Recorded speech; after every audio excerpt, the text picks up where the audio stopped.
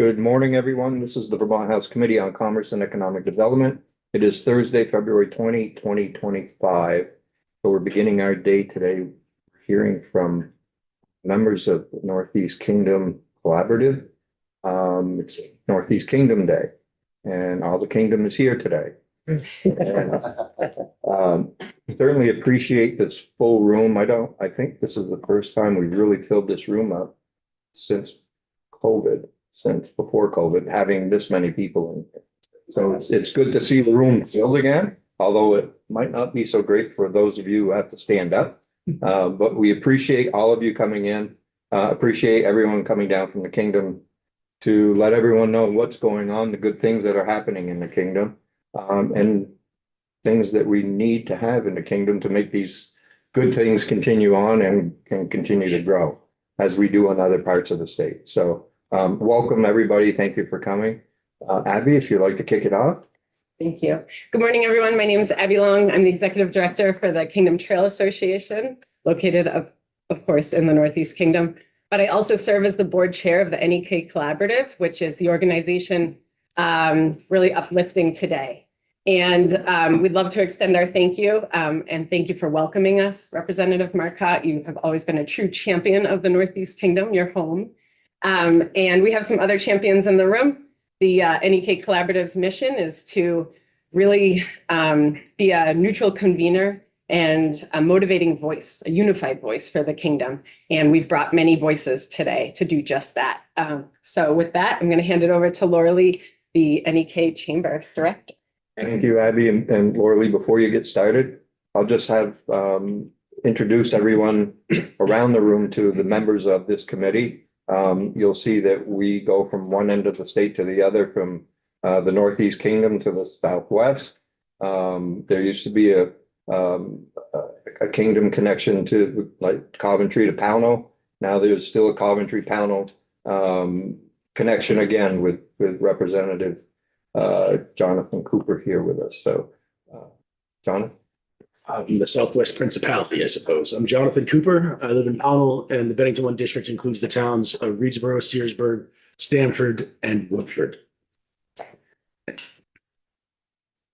Right. I'm the Correspondent representative from Wilmington, Whitingham, Halifax. Earl Olson, representing Bristol, Lincoln, Moncton, Starksboro, and Northeast Addison County. I'm Abby Duke. I represent part of Burlington. Hi, Edie Grant, representing Jericho and Underhill in Chittenden County, and the vice chair of the committee. And I'm Mike Marcotte from Coventry, representing Coventry, Irisburg, Newport Town, Troy, Jay, Westfield, Lowell, and Eden, and chair of the committee. I'm Kirk White. I represent Bethel, Rochester, Stockbridge, and Hancock. I'm the ranking member. Michael Booton, Berry City. Tony Michaelis, representing most of Milton and a little bit of Georgia. Dave Bosch, representing Wallingford, Clarendon, West Rutland, and the bulk of Rutland Town. Hey, please. Anna Brace. I represent Zoom and YouTube. And probably our most important person in the committee is the assistant. Thank you for the opportunity to speak to you today. As you know, I'm Laura Lee Tester. I'm the director of the Northeast Kingdom Chamber of Commerce. I've been there since the end of April and have spent the last 8 months really trying to understand the region and the business community and their needs. I find one of the greatest issues for my region and the businesses and their ability to succeed is actually workforce. I think is one of the primary challenges that they're facing. And I have come to understand poignantly that the strength of the Vermont's economy really rests on the people who live and work here now. And right now we are at a breaking point. Businesses across the region are really struggling to find workers, to find qualified workers. And I think especially in the Northeast Kingdom, our industries are so deeply tied to our land and our traditions and our community institutions. The workforce crisis is not just about filling those jobs. It's really about whether our region can sustain itself into the future on a lot of different levels. And just to share a few stories to illustrate that issue, our local hospital that serves, it's a wide region, especially even reaching all the way up into Newport to support North Country Hospital as well. They have turned away dozens of qualified medical professionals of all ranges because people can't find places to live, right? That's one of a huge, huge issue.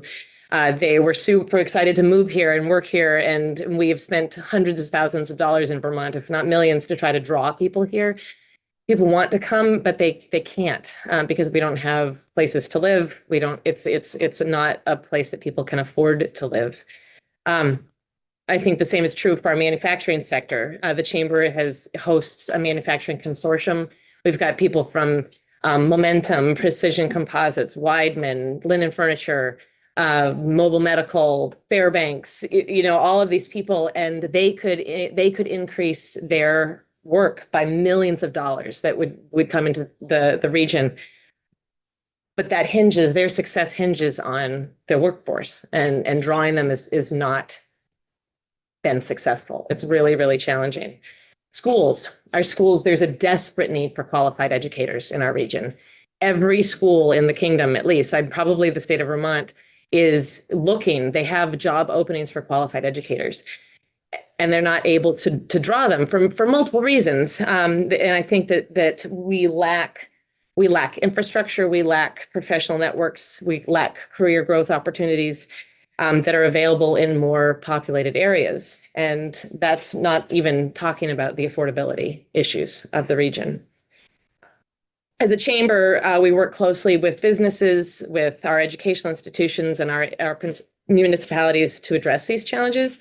One of the major focuses that I've tried to take on is workforce development and working with our career and technical educator programs at schools like Linen Institute, where they have advanced manufacturing, automotive technology, and welding, which are preparing our students, which has been a really wonderful opportunity as I've developed the manufacturing consortium. So I have people from VTSU, people from Linen Institute, Vermont Manufacturing, so VMEC and the Department of Labor. And these programs that we're trying to develop are to really provide hands-on real training for the people who live here already that will lead directly to employment. You're also working with the Academy as well? Yes, yeah. So the CT program, they are actually a linked program. The person who came to my meeting, has been attending, has been representing Linen Institute, but yes, yeah, they are a joint I program. heard from Patrick yesterday. We did a Super. lot of discussions yesterday on CTE. We'll be charged with the CTE portion of the whole education reorganization. Okay. So we're going to start working on that. Starting to take us. Wonderful. Yeah, it's been one of my suggestions in here that I was to say this is a place that we really, really could invest in. I think that it would pay off because these are kids they are people, it's adults and students that live here. And so some of those challenges that we have might not be quite as challenging if we can retain those young people. Great. Yeah. Have you had the opportunity or do you know that we have a new executive director of workforce strategy and development in the state? That's a new position that we created last year. The person's been hired, Sabina Haskell. How could I connect? Oh, super. Department of Labor right there. That's great. I would love that. Department of Labor provides her with administrative help. So she's charged with reaching out and I think the first year finding out everything that's going on in the state. Yes. Development, not just WIOA-centric, but for everything, everybody that's out there doing workforce development. And then trying to, eventually we want her to start convening groups to better understand what each region is doing. I think the Department of Labor did that a number of years ago that seemed to show that there are strong areas of the state that are doing well with trying to focus workforce development in other parts of the state that aren't. And so we're trying to figure that out and then put more resources toward to all of it. That would be a great asset to the conversation. Thank you for the suggestion. And then I think the other piece are barriers to employment. And, when you again think about all the infrastructure issues, transportation, childcare, those are huge issues and a conversation for many of the manufacturers that they might have some people, but they don't actually have a car that's reliable and can't get to work. So I've seen more slots of childcare in the kingdom since we passed the childcare law a couple years ago. It's a slow, I think it's one of those things, it's a slow start. That's another piece that Lennon Institute has, opened, with partnering with NECA.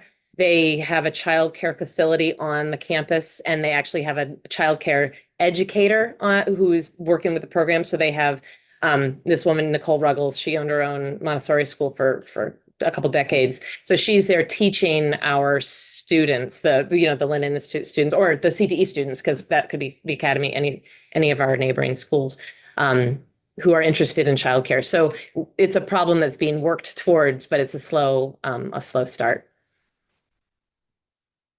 And then I think the other piece that is a huge challenge are regulatory costs. Things are, there are a lot of, just the mere fact of doing business in Vermont is expensive. And that's a very, very real challenge. It's difficult for businesses to grow, pay competitive wages, and invest in their workforce. And so, when we ask small businesses what would help, they say fewer barriers, right? Like, don't make it so hard to succeed. And more flexibility in policies that recognize the reality of doing business in a rural region.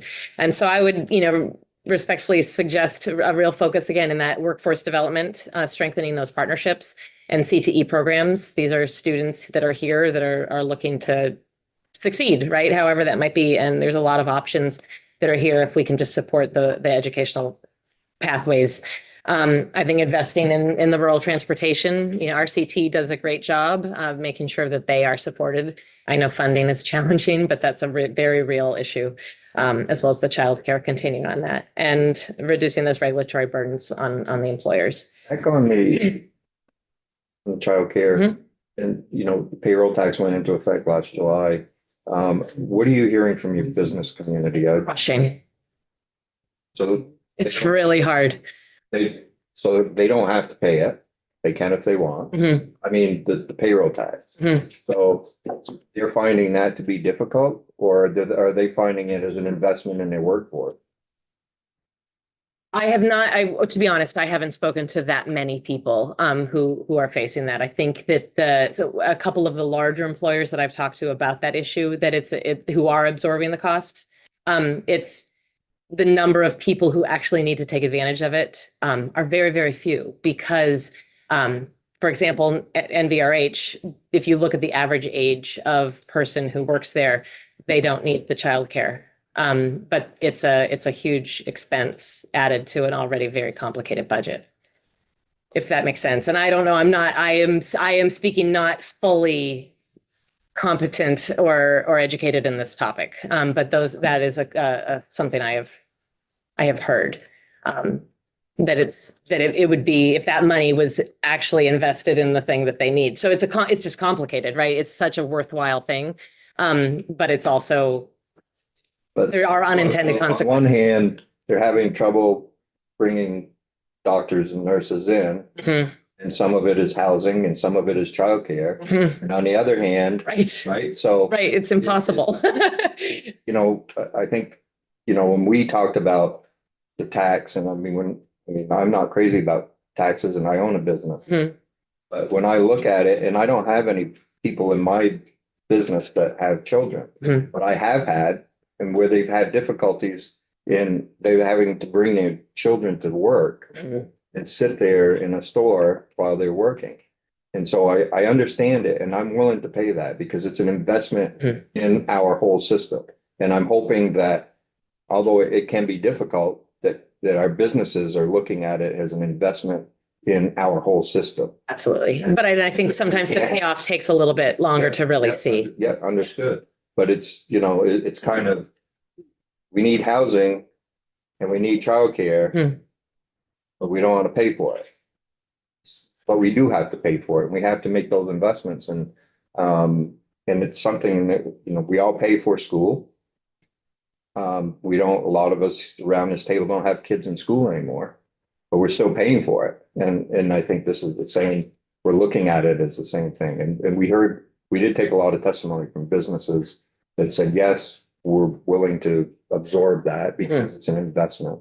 And I'm sure there's others that don't see it that I way. think you're making me realize I need to talk more about the impact of the payroll tax to some of my businesses because I don't have enough knowledge to actually speak to your question. I'm sorry. It's okay. Thank you for your time. I appreciate the opportunity to speak to you. So, Anyone have other any questions? questions? I don't need to be the only one asking questions around the table. I just want to say, I've been to the NEK 3 times now in the last 6 weeks, I think. Mostly for legislative things, but also for fun. And I just appreciate everybody being here. I appreciate the work that you're doing up there. It's a lovely place and I mean, I go for fun, right? So, and I think that we need to focus on where we are having growth in the state, right? We were just at Galvion where they're, growing their business there. We also in December talked to Ethan Allen. We're having trouble, right, getting enough staff.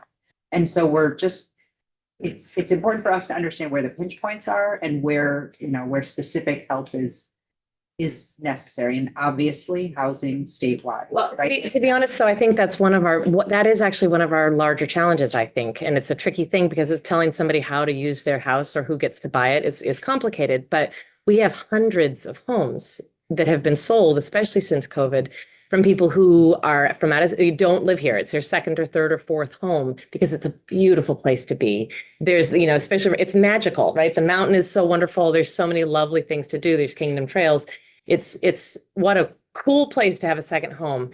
But there are hundreds of homes that exist right now that people stay in for a couple weekends of the year. And that's a huge problem.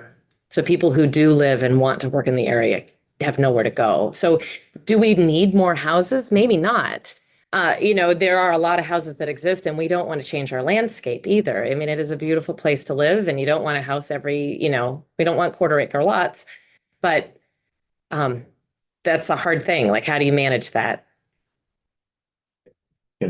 Looking at growth centers and our designated downtown and village centers, and off of those, how do we grow housing? Right. Off of those so that we're not creating sprawl. And when our city centers though are in a flood zone, that because there's a lot of complicating factors. There is. Thank you, Session, for sort of bringing the chamber's perspective. Something that down in Southwestern Vermont, our chamber had talked a lot about over the years was connectivity and broadband. And I was just curious to know, how has your membership, have they seen a lot of uptake as NEK broadband is sort of rolling out? I'd like to hear a little more about some, there's been some connectivity solutions in what had previously been kind of an area that was just very much off the map for the future of connectivity. Right now, it's I think many of my smaller businesses, and that's been an interesting thing too, being the director. I've got a lot of businesses that still have no interest at all in being connected in any way. Like no website, no Facebook page, no, like, this is how I do my business, and they're just totally happy with it. And then the larger businesses have it all kind of sorted out. I think that their connectivity issues for, home businesses, it is complicated. Like my internet system is horrible at my own home, right? It's so difficult. And it's just, again, a very slow process. There's a lot of promise of, the NEK broadband, yes, being extended out, but it's, I think people are bated breath, but it's beginning to gasp a little bit. So what's working for your folks? I understand there are definitely a lot of challenges, but where are the successes? I think that there was a lot of the Northeast Kingdom is a very independent. They find their strength in their independence, which is interesting. I think with the flooding in the last year and the year before, the coming together of the community was probably the most powerful thing. You saw the day after the first July flood, the number of volunteers, people were being turned away as you're dealing with a few of the stores that were right there in the center. And I think that gave people tremendous hope, even as FEMA was saying no to different supports. So people find their strength in those types of things. And so I look at the success of the pizza man coming back from the flood, or the Bagel Depot, for example, that lost everything, and hundreds of people come over the course of the week, and then it gives hope. It's the despite all the other challenges that they're finding their success, and then it brings the community together, and then I think they have more business than they've ever had because people realize how much it matters to them. And I think, Wyman, they're putting on, building their business up as well. Yeah, huge expansion. I think $42 million. It's huge for the kingdom, especially the St. Johnsbury, Linden area. But how, and I don't mean to focus on the negative. I apologize if that's how I'm coming across, but that, I had a really remarkable tour of Linden Furniture and Vermont Aerospace actually just in the last month. And they are doing amazing things. It's really cool. I don't know if any of you have had a chance to tour a manufacturing facility like one of those. Just amazing. And they are so nervous about that expansion because what's happened for the last 30 years is it's like, oh, hey, come over here. They're kind of doing the same thing. And so they have poached from each other. And so I think it's been a really interesting piece to have the group, all of them together for the consortium, to hear like, we need to work together because it doesn't work anymore for, it's like, hey, I can offer you an extra 25 cents an hour. You should come here. So it's been interesting for them to say, okay, what does it mean to work here? How do we make it be a place that you want to be? But we need more workforce because to support a $42 million expansion, there's a fear of them taking from other of the businesses. You're hearing, because we rely a lot on tourism. Mhm. And I know, on the news last night, I heard from Steve Wright at JP that they're really worried about the issues with the new administration, with our neighbors to the north. Mhm. And we had the consul general here yesterday from Canada, came and visited and had a discussion with us about, all of those issues, tariffs and cross-border, people coming in, people going to Canada. Sounds like JP's already seeing that issue of, our neighbors to the north not wanting to come down and partake in what we have. And so, and I can see where we're nervous about going up to Canada too, because how are we going to be seen, right? You go up with a green license plate, how are they going to take this? And, we're hoping that we've always had a civil and friendly, and a lot of us are relatives too, that we have continued those connections that we have, even though there's issues going on in the federal government, in both governments. So, but I'm wondering if you're hearing if anyone in your area of the kingdom are seeing a drop off yet, or I'm sure there's a lot of worry going on, but. I think I would have to say that Abby Long would probably be a much more knowledgeable speaker to that question. It's a yes. Like, we, overnight, multiple lodging institutions in the Burke area that surrounds Kingdom Trails had cancellations from Canadians for this upcoming summer. And I've received personal emails from trail users that are up in Quebec, which actually make up 38% of KT's trail users, which is a lot. And that they love us, but they won't be visiting for 4 years until our political environment shifts. I know JP and KT, we made statements about 2 weeks ago, nothing political, just that we love Canadians, that they are vital to our community, and that we hope that they still feel welcome when they come, and that we hope that they do come. I have been in touch with Commissioner Pelham of Tourism and Marketing for the state, and my hope maybe is that there could be some state support in countering the national message. Other questions? Thank you very Thank much. you so much. I appreciate it. Supposed to sit there? Am I supposed to stay? Nope. Right.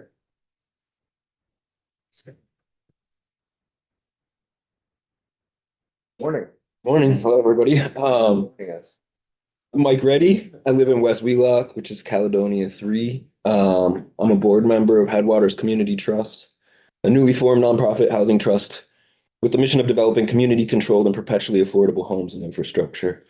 I'm also a member of NECO, Northeast Kingdom Organizing, and a board member at Wheelock Mountain Farm. Thanks for taking the time to listen to my words. I have very little experience with this, so be patient with me.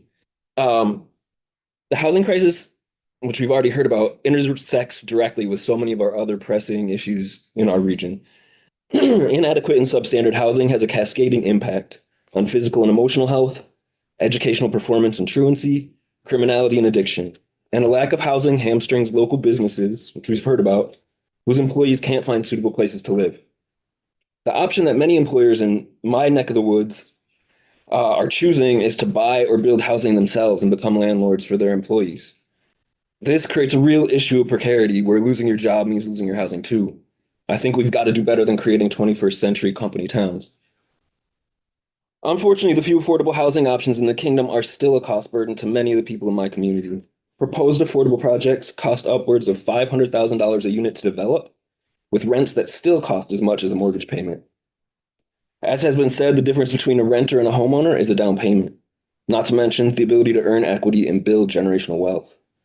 For this reason, I encourage the legislature to strengthen existing down payment assistance programs. In addition, many of the people I speak to also express a desire to have access to land for growing food. We found that the community trust organizational structure, coupled with a cluster housing design orientation, can facilitate both affordable home ownership and access to shared land and community infrastructure. I want to applaud the work of the Land Access Opportunity Board and Preservation Trust of Vermont, who have supported our success to this point. And also a bunch of appreciation to Northeast Kingdom Organizing and Curve, our long-term recovered group, who have worked tirelessly to save the housing stock that we have that's been so affected and impacted by the floods. And I want to ask the legislature to prioritize funding nonprofit housing initiatives that help people to afford their own homes and access land. This proactive approach will reduce the need for the state to spend money in reactive, short-sighted, and fiscally irresponsible ways on temporary fixes, medical expenses, addiction services, special education, policing, and incarceration. And finally, I want to encourage investment in innovative workforce development programs and cooperative trade schools, where developing housing, doing construction is the educational experience and thereby serves both the immediate and future needs of the community. I don't know how much time I have, but I just want to say that the only reason I can do this, the work that I've been doing trying to develop affordable housing, is because I live in shared housing myself. I live on a community land project that's different than the model we're working to develop. And the difference is that I live on VLT conserved land, Vermont Land Trust, which is a conservation trust. And we're developing a community land trust, which is actually like a community development trust. So the orientation is different. And actually where I live, my rent is kept very low because we're sharing expenses across several families. But we can't develop housing on it because the land is an easement for conservation. So I'm not sure what to say, except, like if there was a way to encourage Vermont Land Trust to restructure easements to allow certain types of affordable housing, that might be one way to open up land for access. Yeah, I guess I'll say one of the other projects, one of the first things that's going to probably come into our portfolio of property is actually a childcare project, not a housing project. We started in the Presbyterian Church in East Craftsbury, and there's a nonprofit childcare organization called Saplings, and it's a little bit complicated, but the Presbyterian Church wants to donate their land to the land trust to allow Saplings to use it to do their development. So they have a $5 million project for childcare facility planned. And so we're going to kind of hold the land in trust for them to do their project. I guess also like the idea we're talking about Weidman, and it's interesting to hear the idea of poaching each other's employees, but I think that speaks maybe to investing in housing rather than subsidizing the corporations directly. If you subsidize housing, it'll flow up to the corporations who have more workforce, and it'll benefit the community as a whole instead of subsidizing a corporation at the expense of a neighboring business. Yeah, I think that's enough to start with. Thanks for your time. Sorry, I extended a little longer than the 2 minutes I had planned. But We have happy to built in. great. Just wondering, have you had any conversations with Champlain Housing Trust? Not directly Champlain Housing Trust, but John Davis was one of the founders of Champlain Housing Trust, and he's been helping us pro bono consulting, helping us come up with bylaws and lease agreements and that type of thing. Yeah, I was just, because they've been doing this for a long time up here in Chittenden County, and they built hundreds of units. Absolutely. I mean, Vermont is honestly important worldwide as far as the community land trust movement goes. Burlington Associates, which John Davis was a part of, also is like an international consultant for the land trust process. And the existing land trust, I mean, Gilman Housing Trust is also Rural Edge and Champlain Housing Trust. I think the difference, I mean, they have huge capacity to take federal funding that we don't have. And I think their orientation is primarily towards rentals, which to me isn't the direction I want to see my communities go. I want to see wealth kept in the community and intergenerational wealth built through equity and not through paying a nonprofit landlord. I mean, I own a land trust house, so I know they're not all about. No, rentals, absolutely so, not. I just wanted to mention that because they may be a great resource for you. I mean, I would love to make any connections that can help us develop housing in the kingdom for sure. And I don't mean to say that that's the only focus they have, but as far as what we're seeing in our, like my specific spot, it's rentals and not houses. I thank you for your comments. What resonated with me was some of your description about maybe a little tension between some of the preservation goals and housing goals. And I think maybe, that might, it depends where you are, where you're coming from, geographically, maybe a little bit. I know from where I'm coming from, I hear that issue quite a bit. I would say kind of reading the tea leaves. I'm hopeful that I think people are thinking about that. I mean, they do great work around affordable housing in Addison County. But there's also this part that wants to make sure that there's enough land to build on. So it's a good issue. I think that collaboratively, there can be that we can grow, we can build that sort of balance. So thank you for bringing that up. Questions? So we're also looking at some thoughts on project-based TIF or something similar to that can be used by small communities, being able to provide the infrastructure that's needed to install in order to get this housing going, and hopefully helps bring down the cost of.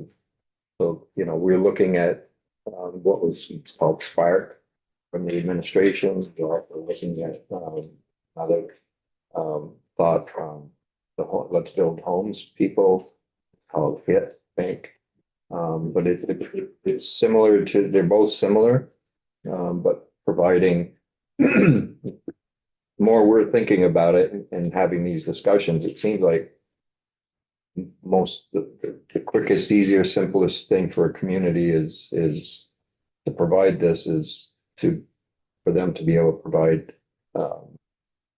tax abatement instead of going through the whole process, the administrative process of bonding and then having to go for a vote and having to all the administrative costs, and most communities don't have staff that's on board, so they have to pay for it through the TIF, that type of thing. So I'm just wondering if you have any thoughts on that or I mean, honestly, I'm not well versed in the tax codes and the structure. The bottlenecks I'm seeing, and as a nonprofit, I'm not sure how if that would have this if a TIF would have the same effect or not. But Are you looking at, I mean, in the land tracks that you're looking at, will you need to have municipal water and sewer? that's what I was just gonna say is our service area, none of the towns have municipal sewer. So you're gonna have to have Right. water and sewer. And there's a Homes for All toolkit that was designed by the state, which is a good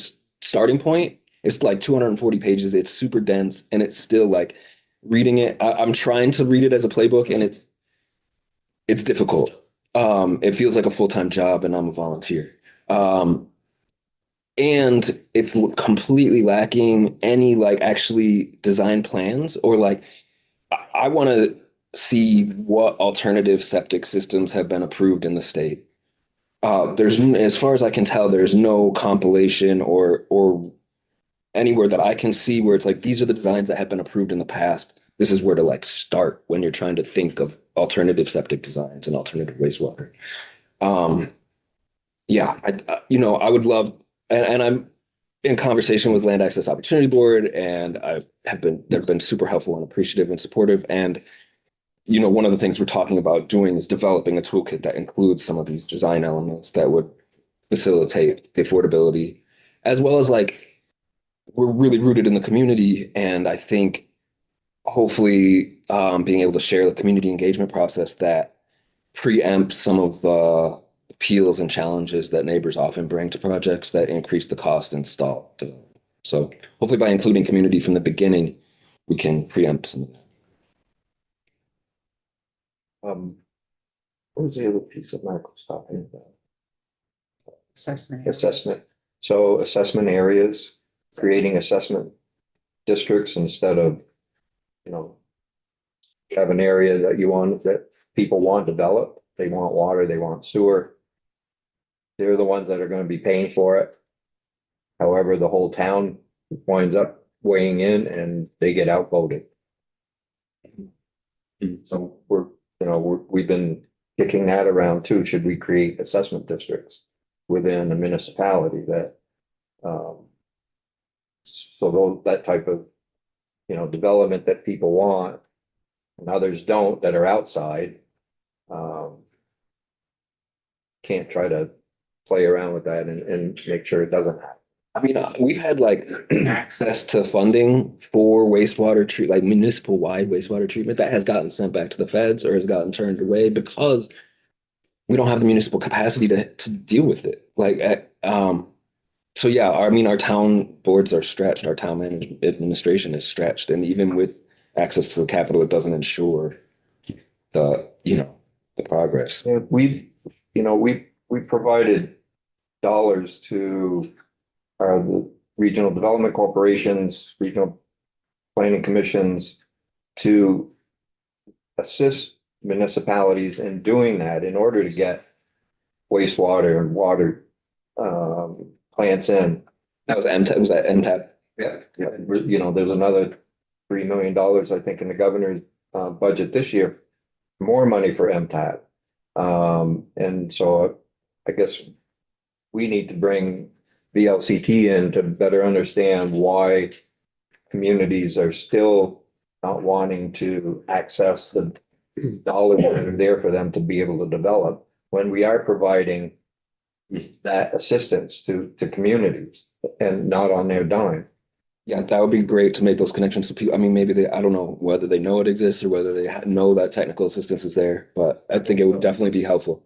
The regional development corporations, and we're supposed to go around to every municipality and let them know. Very annoying. That's all right.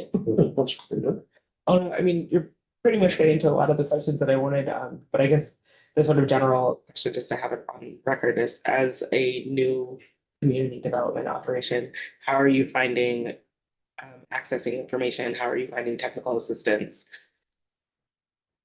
You mean how am I doing it or how is it going? How is it going? Are you able to access these things that that we are trying to put in place to make the process easier? I like, we're young. I'll just say that. And we're all learning as we go, making the road as we walk, whatever it is. And so it feels labyrinthine or something like that, if that's the right word. It's a good word. Yeah, I think the Homes for All toolkit is a good start, but it doesn't leave me feeling like I have a clear path of how to do this. It's very important feedback. It's something about if we are gonna get newer developers in, we have to give them a clear path that is easier to walk to get through. So, Thanks. Thanks. So, Mike, I mean, it was nice to see NVDA as a part of sort of your process. It's good to see PTV as a part of your process, and you're in a great spot in East Craftsbury, right across the street from the community center. And it seems like here's a really great idea. I'd like to know, and maybe you mentioned this and I just missed it. How has the municipality been? What role have they played, or do you envision it's a small town? As you said, more volunteers than you can imagine. But have they, in sort of thinking through sort of that stack that Sharon Marcotte was discussing, where we have regional development and planning commissions sort of with the role to play through programming, and we have our external sort of statewide partners that are meant to provide guidance. And then you have a faith community and you're a nonprofit working together for a childcare center in the center of a little sort of village. How have you felt at that municipal level that there's bandwidth for them to also be engaged with all those partners as they may need to be? Just to clarify, our service area is actually Greensboro, Glover, Craftsbury, and Albany. So, and we've had, meetings and discussions with all of the town boards, and the energy committees. And, I think bandwidth is a fair word to say. I don't think they have a lot of bandwidth to engage with the process. I think they're all supportive and encourage us to do what we can do, but so far, it hasn't been like, we're going to devote this amount of our resources or our time to support it.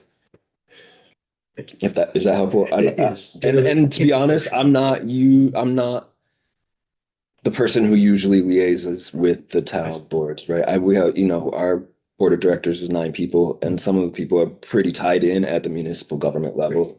Oh, that's good to know. Yeah. Thank you.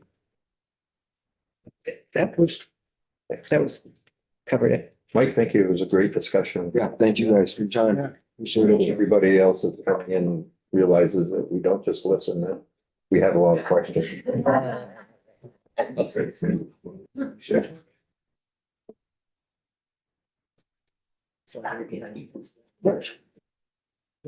Yeah, good, thanks. Morning, everybody. I'm Rick Efford Chase. I'm the director of Newport Downtown Development, which is the nonprofit organization tasked with revitalization in partnership with the city of Newport. Last year, I've also served on Newport City Council. I have just 3 points I want to cover, and then I'm happy to answer any questions. The first is a kind of a report back and an appreciation. I believe this committee was pretty instrumental 2 years ago, 2.5 years ago, wasn't it, Mike, on the CTE project? So that money that you all set aside to create partnerships for CTEs, we were the first one out of the box in Newport. Newport Downtown Development partnered with the North Country Career Center. We worked out a loan arrangement with VCLF and took a $500,000 loan to purchase a property that you may have seen on your tour last week. You drove right by the corner. It's a pretty interesting looking house at the moment. It's been entirely gutted by the students. Almost all the cladding has come off at this point. The barn has come down. And we had a very interesting challenge. We brought 2 properties that were contiguous, one of which had a considerable wetland impact on it. And I just found out in the last 48 hours that we've received a permit for a variance on the wetland so that we can reconfigure the property, and it will allow us to expand so that as we finish the first project, we will build a duplex beside it.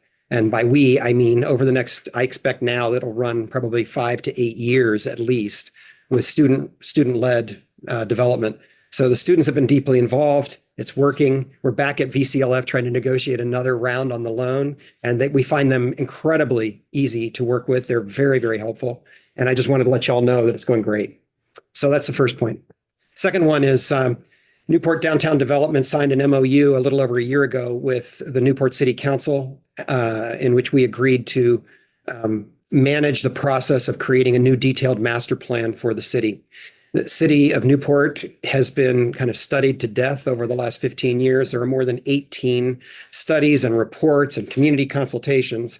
And there's a sentiment in the community that is pretty widely shared that if one more consultant comes in and tells us to look to the lake, we're going to just go nuts. The most recent of those that has some bearing and some real helpfulness in it was in 2018. There was a waterfront and downtown master plan created. VHB did the work on that. They did a good job, but it's kind of a 60,000 foot view. It's, it'd be really great. Your downtown could look like this. Your waterfront could look like that. What we really knew we had to do if we're serious about trying to redevelop what's going to end up being more than 50% of our downtown over the next decade, we had to get more specific. So we ended up hiring VHB again, actually, and they did a fabulous job. And our Newport City Council on the 16th of December unanimously approved a detailed master plan. We had more than 150 people directly engaged in giving feedback on that from the community. It calls for 9 different development sites throughout our small downtown. And those development sites, if we were to follow this plan as close, we will follow it as closely as we can. And if we are successful, we will build out more than 400 units of housing in our downtown core. So that conversation about housing is, from our perspective, all about density. We want to build that housing in a place where it turns it into a walkable, viable, livable downtown area. Each one of those development sites also includes parking and commercial on a first floor. And so they'll go up anywhere between 3 stories and 6 stories on our biggest site. If you've been to downtown Newport, you know about the infamous hole that we prefer to call the Newport Development Opportunity. And that's just to give you an example. That site, if we were to follow the plan, calls for a level of below grade parking, a level of commercial, and then 5 stories that step back so it doesn't create kind of a tunnel down Main Street, with a total of 90 housing units on that block. And we also are looking at, just to kind of round that out, if we were to follow this plan, the old Family Dollar store at the far west end of Main Street would become a 3-story building with 40 units of housing, hopefully a pharmacy and some parking there. There's the old J.J. Newberry department store, and we're in a conversation about building that up to probably 25 or 30 units of housing, talking about a redevelopment of the whole area that includes Mike's location with the Jimmy Quick store, to try and get truck traffic off of our main drag on Coventry and off of Main Street, and redevelop that area. And then if you go across the bridge, the causeway, to the waterfront plaza, the plan calls for creating lakefront access for the public, and then buildings, condominiums and housing that would look to the lake instead of having its back to the lake the way the current commercial site does. And then finally, the East Side complex that Dina Gray owns is slated to become a hotel and condominiums and a restaurant. And so, we're talking about a massive amount of infrastructure development that's got to happen there. TIF is like the only conversation we're having right now. There are a lot of things that are going to have to come together in terms of financial funding stacks to make this work. But honestly, we're dead in the water if we can't create genuine public infrastructure partnership to convince developers that they can make the kind of development happen that we need. So we just signed a contract with White and Burke. The city did just 3 weeks ago now. Newport Downtown Development has signed a second MOU with the city to manage the conversation with White and Burke and to lead us through the development of a TIF application that we expect to turn in about this time or a little later next year. So if all goes well, we'll be up and running. Simultaneously, we're looking at trying to figure out what our first development project should be, so that when the TIF 10-year clock starts running, we've got our first shovels ready to go in the ground and we're ready to get started. There are all kinds of challenges about that I won't try and rehearse in detail, but I will say that it's expensive to build in the kingdom. And even with infrastructure development help that we can provide, it's not going to be an easy, clear path to getting the development work done. And I was up 2 months ago, I drove up to see the operation that RCM runs, which is a Quebec company that builds modular units to build all kinds of housing and buildings. And they have quite an amazing shop. It's all indoors. They build these 65-foot long, 14-foot wide units on rails, and they just move down through. And so they can actually turn out 2.5 of these units every day when they're up and running at speed. It's really quite remarkable. When it comes off the line, it's 70% complete, and they're doing it somewhere in the neighborhood of $175 to $225 per square foot for that 70% completion. It's pretty remarkable. There are lots of challenges, but we are very curious about how we can make that kind of development happen in Newport so that, because one of our issues is also timing. Newport has got to get this stuff built. And that's the only way we're going to solve the long-term challenges we have around housing and workforce development. And frankly, the grand list for the city, right? Because if we don't do something about our grand list and get more value into our community on that grand list, I don't see anything other than, as a city council member, I don't see anything other than a spiral. We've got a limited number of people living in this community. Costs for running the city are going to go up, not down. And the only way to respond to that is with density and housing and new commercial opportunity. So that's the second area. And the third I'll just throw on the table is I can't say enough about how unified our community is in what can only be described as a shared level of outrage about the Wyman Report and North Country Hospital. I've worked in community organizing all my life, 40 years in this field. I have never seen a community that is so totally united across political difference, economic difference, every kind of difference. Everybody basically says, you take that hospital out of our community and it's game over for Newport and the surrounding villages.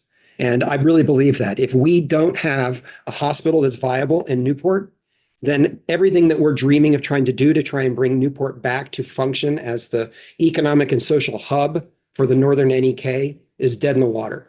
And I can tell because I've got people telling me I'm on my way out if there's not healthcare here.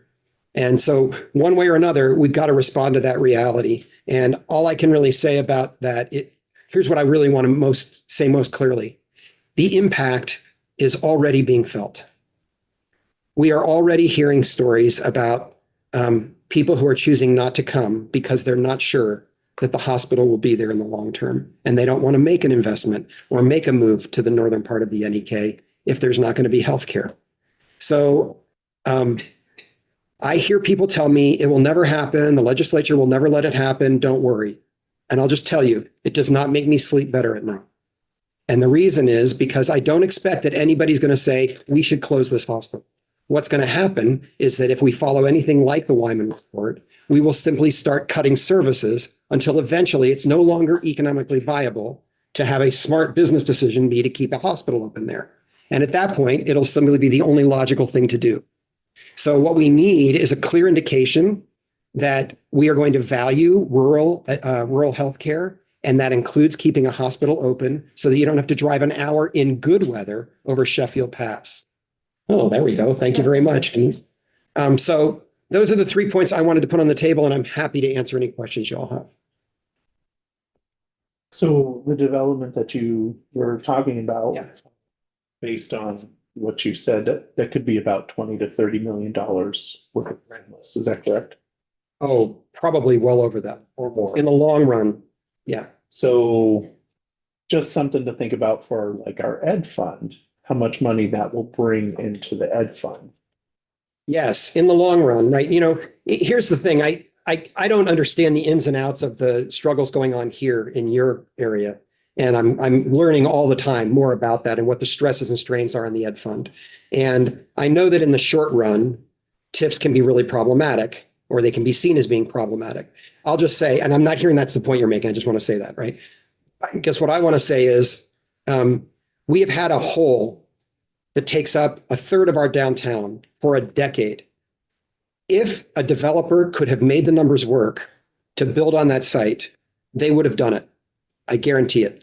The reason that place is still empty, that location is still empty, is because the numbers just don't work without public infrastructure. Well, after hearing your presentation, you can count me as fully on Team Newport. Thank you very much, Ed. Come and I'll buy you lunch anytime. So my district is in Burlington. It's, you know, hearing your presentation,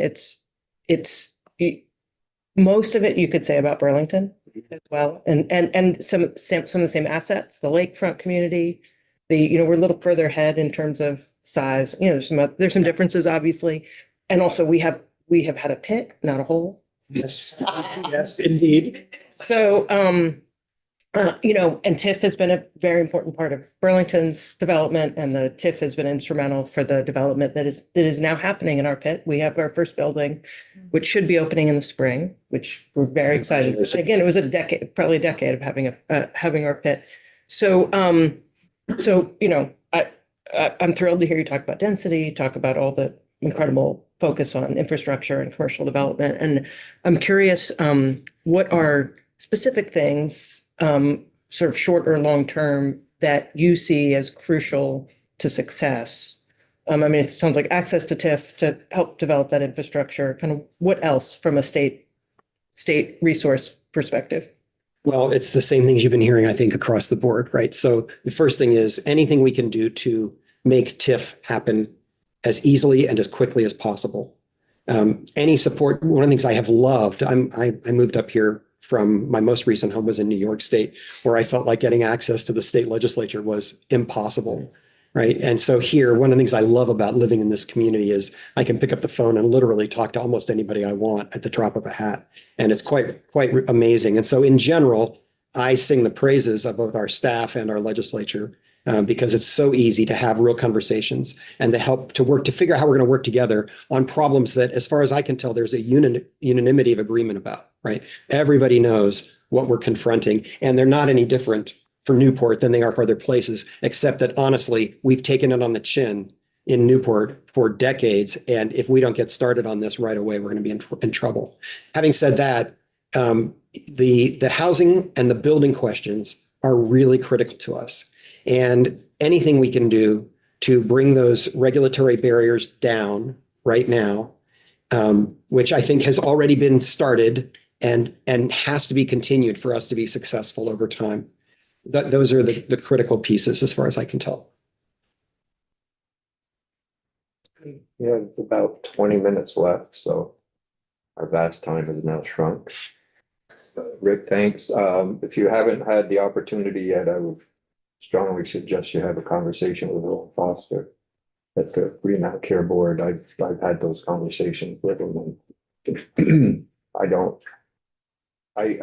what I took back from him is that North Country won't be taken down, that they believe that he didn't agree with a lot of things that were in the report. And I suggested to him that he needed to really get that message out. That's, I think, my biggest concern. I'm hearing that too. And the community's not hearing that message. And other people thinking of coming to the community are clearly not getting that message.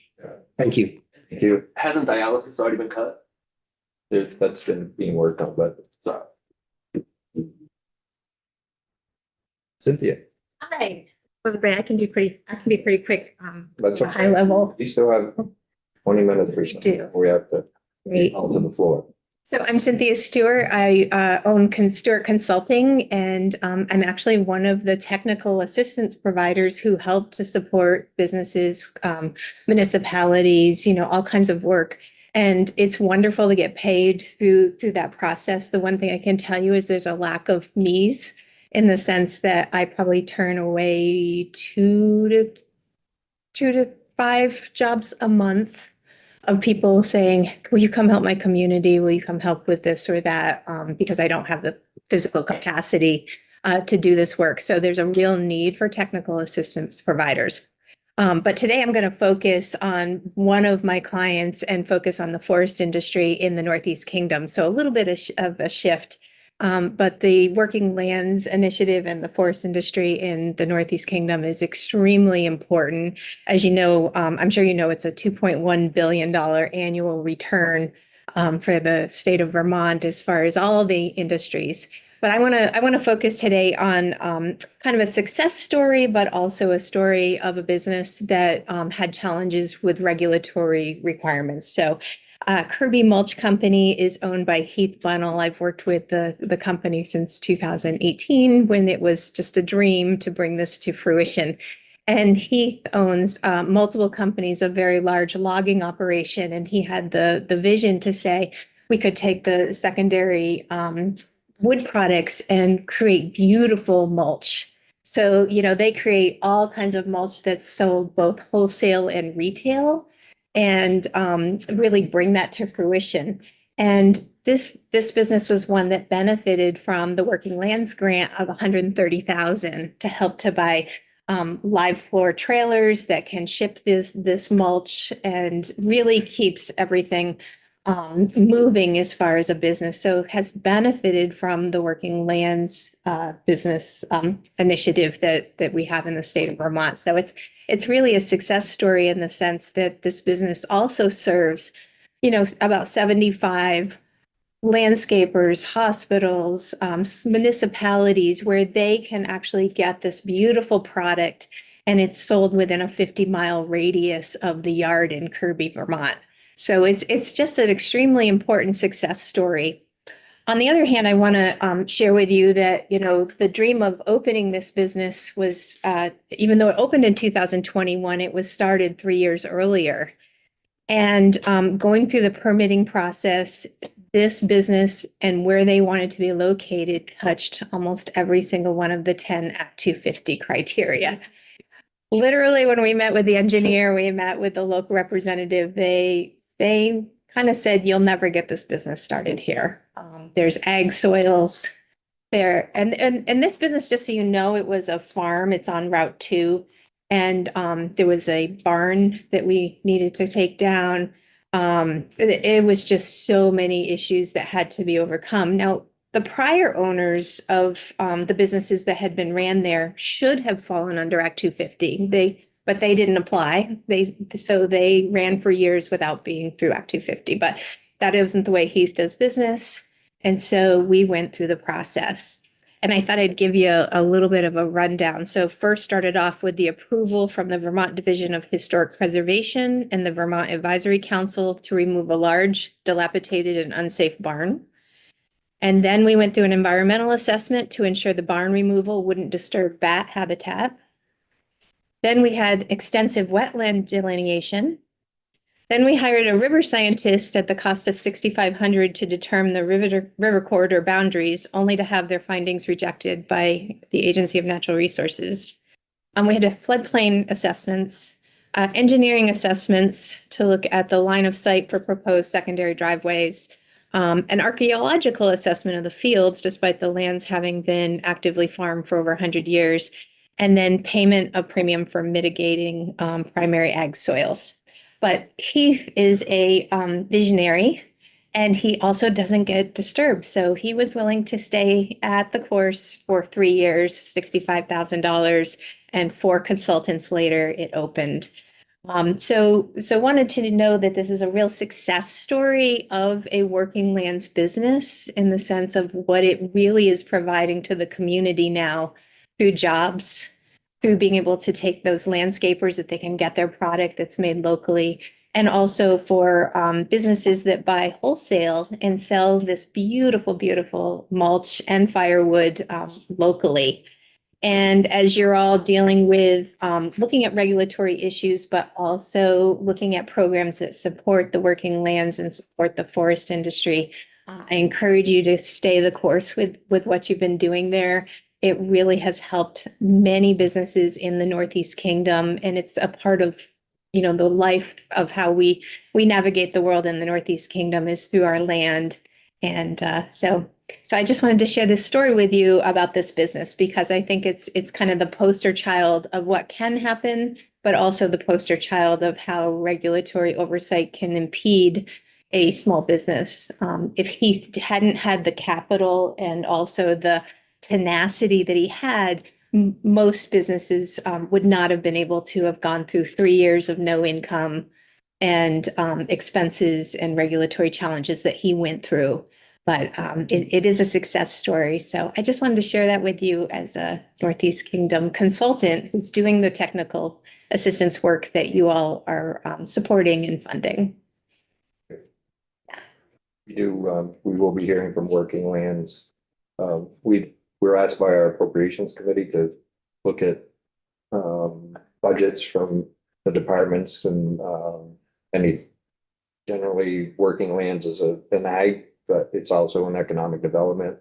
issue as well, so we usually weigh in, and we've supported working lands over the years in our budget letters to the appropriations. So Wonderful. And I do a lot of grant writing and a lot of helping businesses get through this process. And the working lands process is relatively easy and something that you can get through, without a lot of extreme challenges. So they execute the program very well as well. that's good to know. Yeah, Thank you very much. great. Any questions? I think we're gonna. Question. That's The FY19 Working Lands Grant come prior to all the permitting or afterwards? It was actually in the middle. The middle. And so we had not finished the process yet, but it couldn't, until they opened it, they wouldn't give us the funding, but it got approved right around the same time. Thank you. Yeah. Perfect. Thank you. you, John. Good morning, everybody. I am John Ramsey. I live in Greensboro, grew up there dairy farming, and I maintain a herd of about 80 beef cows on the farm still. But my day job is executive director of the Center for an Agricultural Economy based in Hardwick. We're a local food system organization and really trying to sort of build the local food system economy. We are now an organization of 40 employees. We operate several programs. We are just bringing online a second food hub facility, which is adjacent to the Yellow Barn, and receive state support through the Agency of Commerce and Community Development. So thank you very much for that. Our other food hub facility, the Vermont Food Adventure Center, is still running strong with a lot of farm and food businesses making value-added food products there.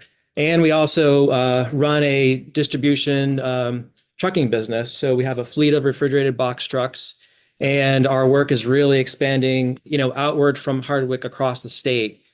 Through all of those programs and infrastructure, we're facilitating currently over $20 million a year of local food system economic impact. And a couple of the things I wanted to, bring home today, again, workforce has been talked about.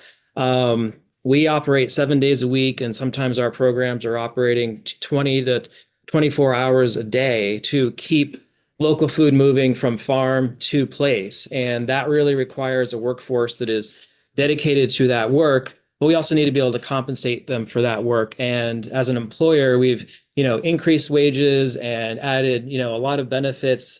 The center is now covering 100% of the healthcare costs for our employees. And again, sort of year over year, sustained increases in these healthcare costs is going to become very difficult for us to sustain, as well as many other businesses who are, continuing to absorb, the year over year costs of healthcare. We are always looking for folks who have, manager level skills, skilled labor skills.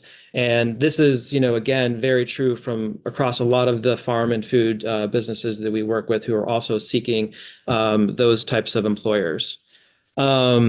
As a sector, in the agricultural community, we have a lot of old and outdated infrastructure that really needs to be updated for what our current farm and food businesses need.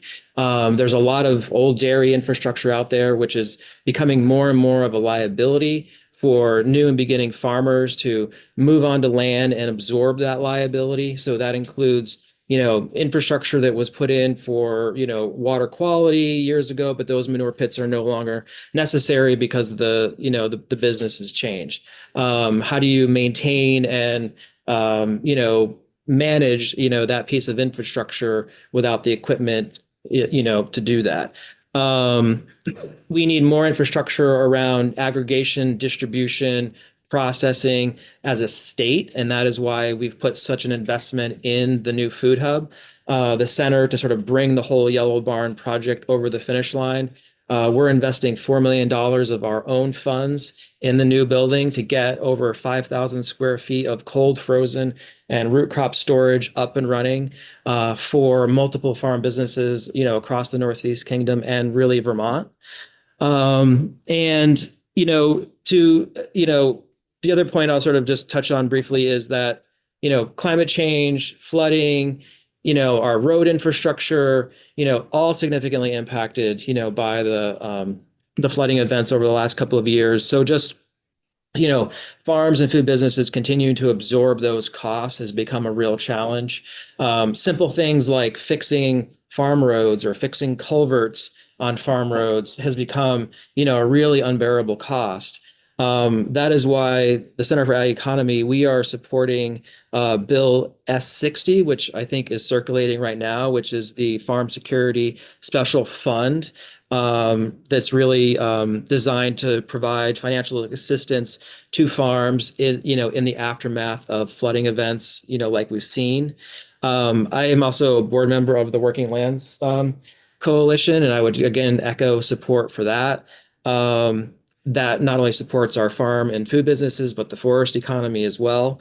And then lastly, the Vermont Housing Conservation Board. We're a recipient of a state grant annually from VHCB that provides a lot of technical assistance to farm and food businesses that we work with as part of that cohort. There are many, many challenges right now in terms of farms or food businesses that are looking to transition. We're working with some farms in the Northeast Kingdom who are looking to transition from dairy into other types of ag, and to convert what has been historic dairy debt into a new cash flow model that will work with a new enterprise is extremely challenging. And it's that technical assistance piece that's really critical to work with their existing ag lenders, to work out those new cash flow models that's going to show that this farm can continue on with its new enterprise that it's developing.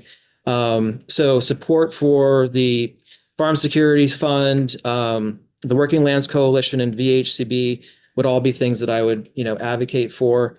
Immediately after the flooding in the last couple of years, we've been in the very fortunate position to distribute hundreds of thousands of dollars in immediate flood relief to community members and farms in the form of free meals, grocery vouchers, and emergency loans to farms, not only in the Northeast Kingdom, but around the state.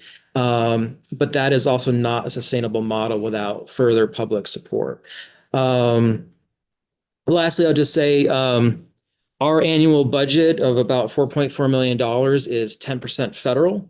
And so again, sort of really anything that we can do as a state to show how much we're able to leverage with the federal resources we do receive, I think would be very helpful for all of us to think about, because again, we're facilitating over $20 million of local food system economic activity.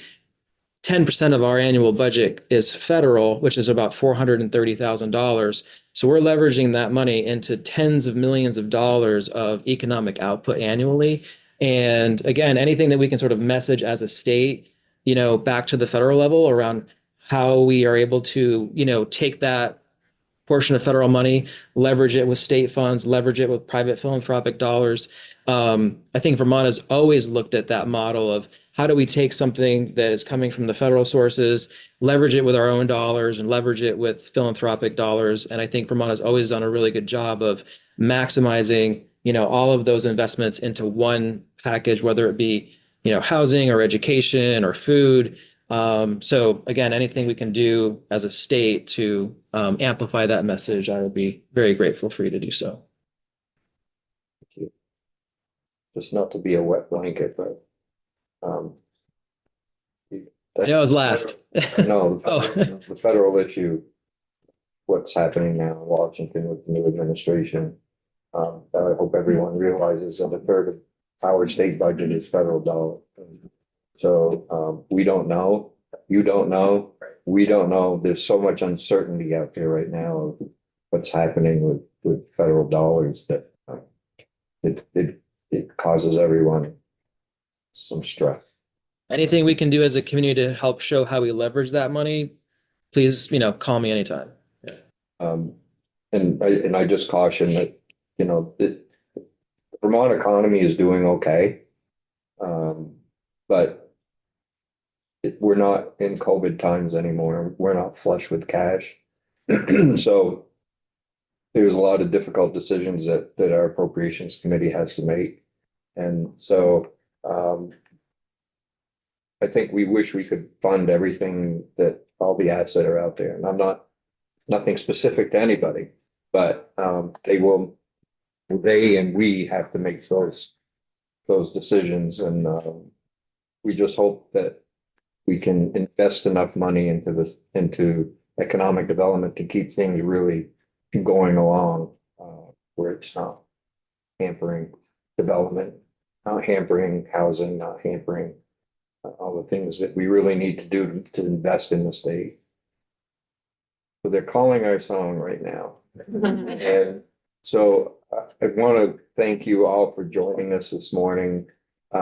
Certainly appreciate everything that you all do for the kingdom, and we appreciate the conversation that we had because we've learned a lot just by asking questions. We started talking about to the agencies about their budgets, things like that. So it helps us get to a good place where we can make recommendations to appropriations. Also gets us to a place when we start discussing some of these new things that we're looking at, CTE, project-based TIF or something similar to that, to help our smaller communities as well. So again, appreciate everything you do, and thank you for joining us this morning. Committee, we're on the floor for 10:30. I think 1 o'clock.